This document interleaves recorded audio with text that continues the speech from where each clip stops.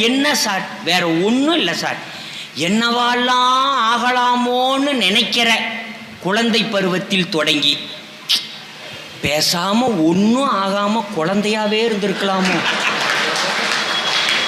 அப்படிங்கிற முதுமை பருவத்தில் முடியறதான் சார் வாழ்க்கை.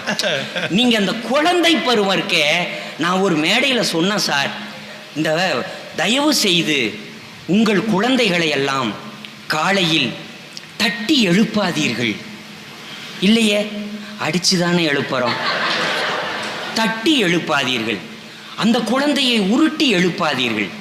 அதன் பாதத்திலோ அதன் கையிலோ அதன் முகத்திலோ ஒரு முத்தமிட்டு எழுப்புங்கள், முத்தமிட்டு எழுப்புங்கள்.